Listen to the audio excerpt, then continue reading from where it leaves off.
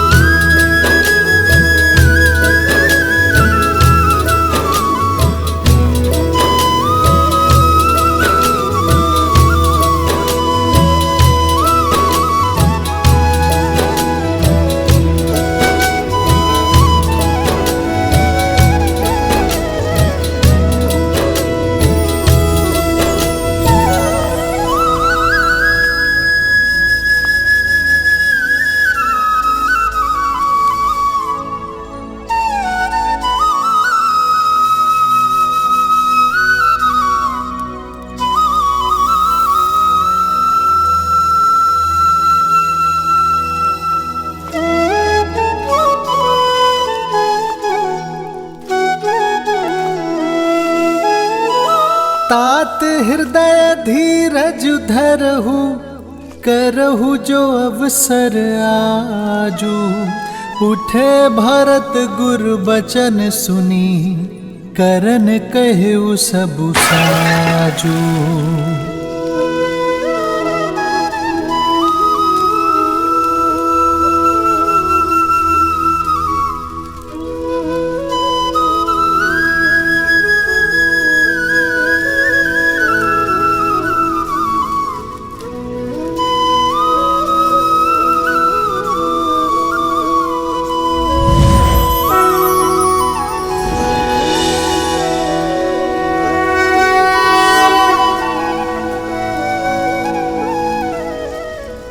पिताश्री, पिताश्री! भैया संभालिए अपने आप को, संभालिए अपने आप को। आयुष्मान भव पुत्रो।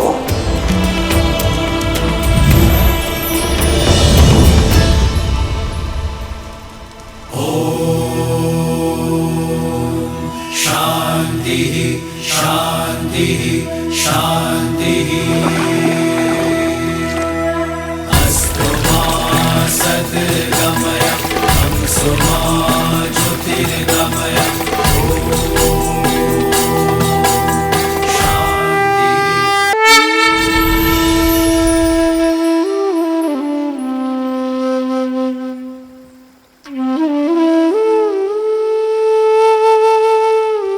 पिताश्री,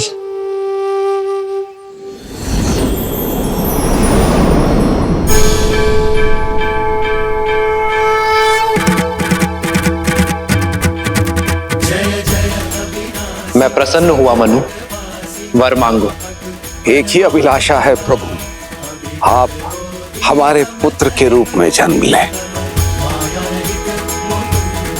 राम नाम सत्य है, राम नाम सत्य है प्रभु।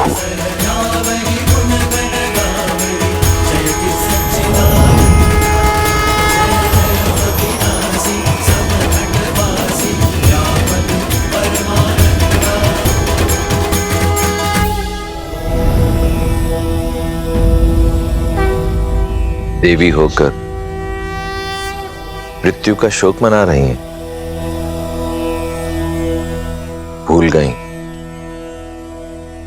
अंत ही आरंभ है, और वैसे भी मृत्यु तो एक नए युग के आगमन के उत्सव का प्रारंभ होती है। दशरथ ने अपना संपूर्ण जीवन धर्म और कर्तव्य का आंचल थामा, अपने कर्मों से स्वयं को साधारण से महान बनाया, परंतु अब धरती पर उनका समय समाप्त हुआ और श्री राम का समय आरंभ। तो ये तो उत्सव का समय हुआ ना देवी? मैं दशरथ की मृत्यु का नहीं, एक मां की ममता की हत्या का शोक मना रही हूं महादेव। जगत जननी हूं ना, एक जननी के कर्मों ने मेरे हृदय को भेद दिया है। जिन आंखों में संतान सुख के सपने सजे थे, उन आंखों को वियोग से दृष्टिहीन बना दिया कैकेयी ने। दशरथ से उसके पुत्र और प्राण दोनों छीन लिए। इसमें किसी का दोष नहीं है देवी। श्रीमद् रामायण की इस गाथा में सभी पात्र अपना अपना कर्तव्य निभा रहे हैं। यदि कैकेयी ना होती तो श्री राम को वनवास कैसे मिलता, कैसे करते श्री राम संसार में मर्यादा की स्थापना। वास्तविकता तो यह है देवी कि संसार को पाप के श्राप से मुक्ति दिलाने में कैकेयी और उसके दोनों वरदानों का अत्यंत महत्वपूर्ण योगदान है। उतना ही बड़ा सत्य यह भी है कि संसार को धर्म की शिक्षा देने वाली इस महान गाथा में कैकेयी का योगदान कितना बड़ा है, कितना महान है, ये वो स्वयं भी नहीं जानती। अपना नाम, अपना सम्मान, यहां तक कि अपने मन की शांति की भी आहुति दे दी उसने और श्री राम के जीवन को संसार के उत्थान की ओर अग्रसर कर दिया। इसलिए संसार को यह स्मरण रखना होगा कि श्रीमद् रामायण की इस महान गाथा के लिए जितना महत्वपूर्ण श्री राम का त्याग है, उतना ही महत्वपूर्ण कैकेयी का स्वार्थ भी है।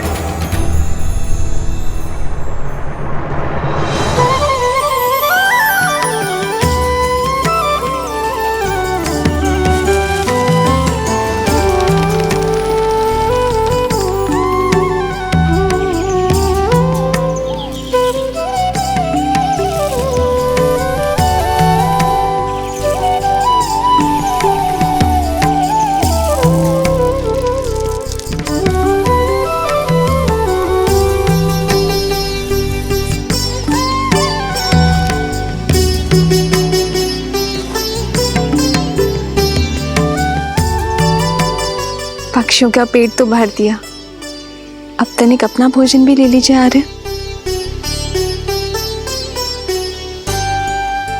क्या देख रहे हैं आर्य? अपना सौभाग्य जो कदाचित अयोध्या के राजमहल में कभी नहीं देख पाता। कितनी सरलता से मिथिला की राजकुमारी होने का पद, अयोध्या की युवरानी होने की प्रतिष्ठा, सब कुछ पीछे छोड़ तुम इस विषम परिस्थिति में ढल गई, एक वनवासिनी बनकर। वनवासिनी नहीं, आपकी संगीनी आर्य। आप तो मेरे प्रेम है और मेरी प्रेरणा भी। लीजिए। तुम्हारा भोजन कहाँ है सीता? पहले आप ग्रहण कीजिए, फिर मैं करूंगी। ये कैसे संभव है जब प्रेम, पद और परीक्षा एक समान है? तो फिर ये भेद क्यों सीता? बैठो। जन्म जन्म का है ये संगम, राम रतन सीता वैभव धन। एक है पौरुष, एक समर्पण, एक है रूप तो दूजा दर्पण। राम है लोचन, सीता दृष्टि, राम है बादल, सीता वृष्टि। राम सिया राम, सिया राम, सिया राम, राम सिया राम, सिया राम, राम सिया राम, सिया राम, सिया राम, राम सिया राम, सिया राम।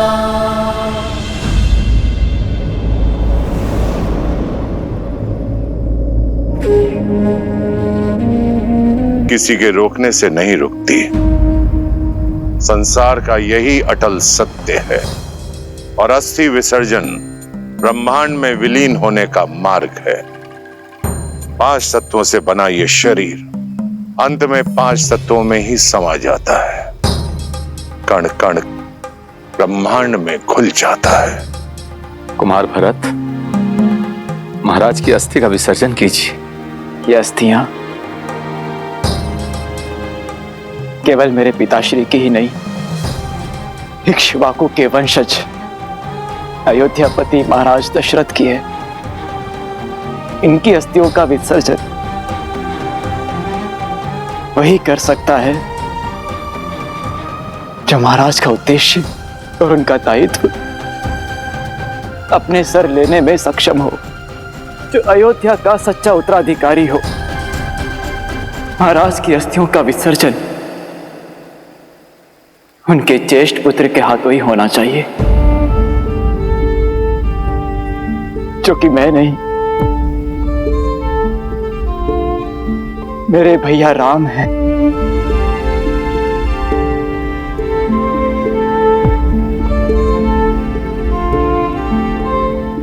मैं रघुकुल कुमार भरत महाराज दशरथ की संतान रूपी प्रजा और उनकी पावन अस्थियों को साक्षी मानकर ये सौगंध खाता हूं कि श्री राम का ये दास वन में जाकर अपने देवतुल्य भैया राम, माता समान सीता भाभी और अपने प्रिय अनुज लक्ष्मण को पुनः अयोध्या लेकर ही आऊंगा। महाराज की अस्थियों का यह विसर्जन अयोध्या के नए महाराज हमारे श्री राम ही करेंगे। रघुकुल रीत सदा चली आई, प्राण जाए पर वचन न जाए। पिछली बार आंख क्या लगी, श्री राम हमारी आंखों से ओझल ही हो गए थे, परंतु इस बार पलके तक नहीं झपकाएंगे और अपने श्री राम को वापस लेकर अवश्य आएंगे।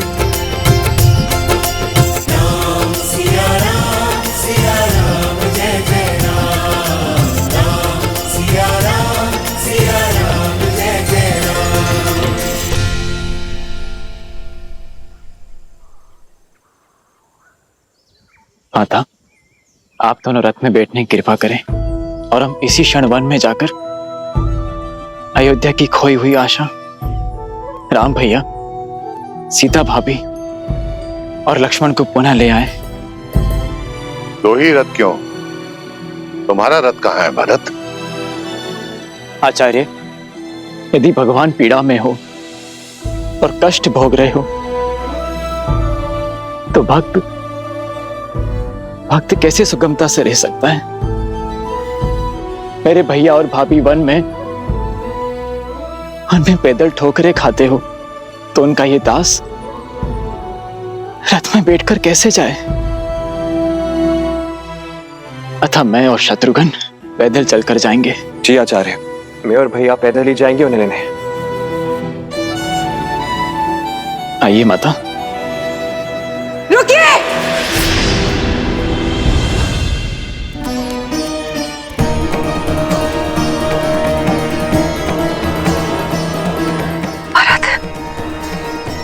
मैंने कहा था ना कि मेरे समक्ष मत आना। तुम्हारे रोकने से ना ये धर्म रुकेगा, ना कर्म और ना ही ये अयोध्या। विनती है मेरी, और कोई स्वांग मत रचिए। हम निर्णय ले चुके हैं, हम राम भैया को पुनः लेकर ही लौटेंगे। मैं यहाँ आप सबको रोकने नहीं आई हूँ, आप सबके साथ चलने आई हूँ। जो अपराध मुझसे हुआ है उसे सुधारने आई हूँ, अपने राम को लेने आई हूँ। मेरा राम मेरे कारण यहाँ से गया ना, मेरे कहे बिना वो नहीं लौटेगा भरत।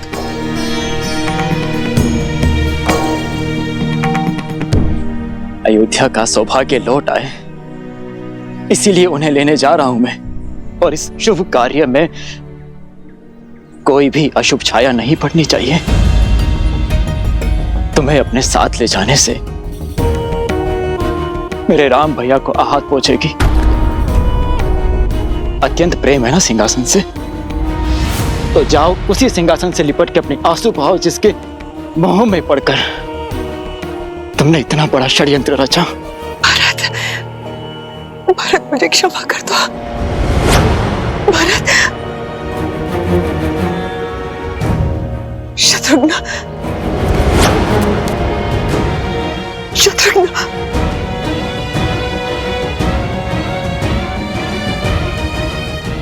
दीदी आप तो मेरा विश्वास कीजिए, मेरे हाथों बहुत बड़ा पाप हो गया दीदी। उस पाप को धोना चाहती हूँ, प्रायश्चित का एक अवसर दीजिए दीदी। राम ने भी राक्षसी ताड़का को एक अवसर दिया था दीदी, केवल एक अवसर दीजिए दीदी। मैं अपने राम से क्षमा मांगना चाहती हूँ, अपनी सीता से, अपने लक्ष्मण से याचना करना चाहती हूँ दीदी। जिस वचन की डोर के कारण उन्हें वनवास जाना पड़ा, उस डोर को तोड़ना चाहती हूँ दीदी। मैं अपना वचन वापस लेना चाहती हूँ, केवल एक अवसर दीदी।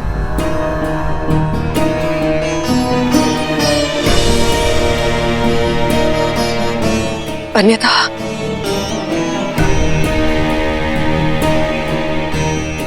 मैं यही अपने प्राण त्याग दूंगी दीदी, मैं अपने प्राण त्याग दूंगी।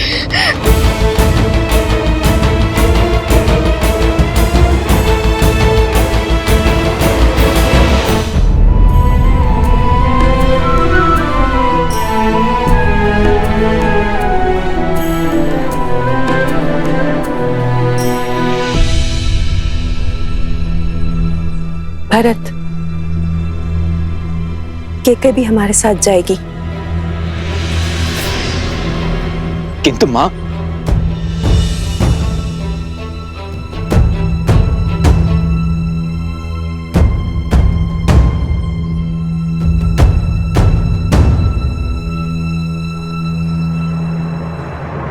आदर्श और मर्यादा की है ये कथा महापावनम, काटे मद श्री से मिलाने श्रीमद् रामायणम, श्रीमद् रामायणम, श्रीमद् रामायणम।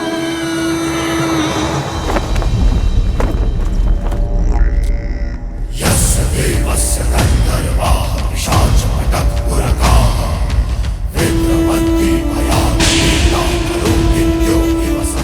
ये केवल रावण के शत्रु का शीश नहीं, लंका के शत्रु का शीश है। और उस दुष्टासी की नियति है जो रावण पर संदेह करता है, और उस मूर्ख को चेतावनी है जो लंका के अस्तित्व, लंका की स्वतंत्रता को ललकारना चाहता है। इससे अंतर नहीं कि वो मित्र है, शत्रु है या संबंधी। स्मरण रहे, जो भी शीश दशानन के समक्ष खड़ा होगा वो कटेगा। वयम राक्षसम।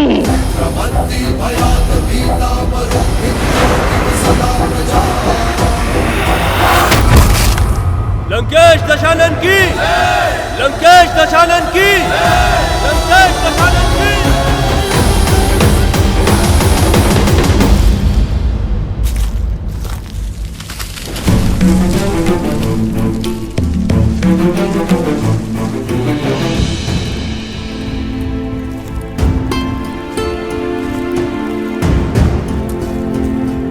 प्रणाम ऋषिगण। आयुष्मान भव। आयुष्मान भव। हम श्री राम से मिलने आए हैं, क्या उनसे भेंट हो सकती है? अवश्य, आइए इस ओर। आपकी ख्याति सुनकर चले आए और रक्षा की भिक्षा मांगने। संतों की रक्षा ही तो एक क्षत्रिय का पहला धर्म है। आज्ञा करें। हम दंडकारण्य से आए हैं, जहां हम ऋषि मुनि ही क्या, प्रजा भी उन 2 राक्षसों के प्रकोप से ग्रसित है। तो बताइए ऋषिवर, कौन है ये उद्दंडी? खर और दूषण माया में निपुण लंकापति रावण के सौतेले भाई हैं।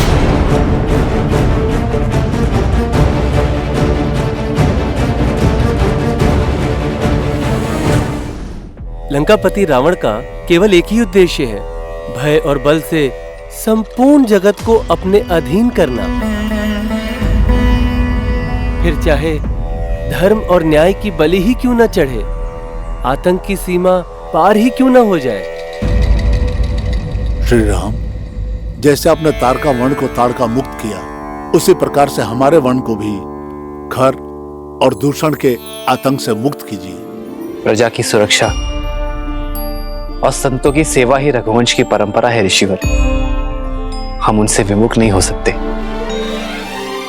आप निश्चिंत रहिए ऋषिवर।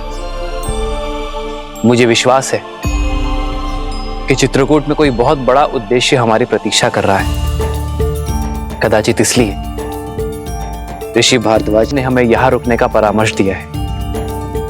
यदि आपकी आज्ञा हो तो चित्रकूट में अपना उद्देश्य समाप्त कर हम कुछ दिनों बाद यहां से प्रस्थान करेंगे। जैसी आपकी इच्छा। शब्दों से अधिक महत्व और कुछ नहीं। हमें विश्वास है जिनके कोई नहीं उनके श्री राम है। अब शीघ्र आइए श्री राम, और हमें रावण और उसके भाइयों के आतंक से मुक्ति दिलाइए।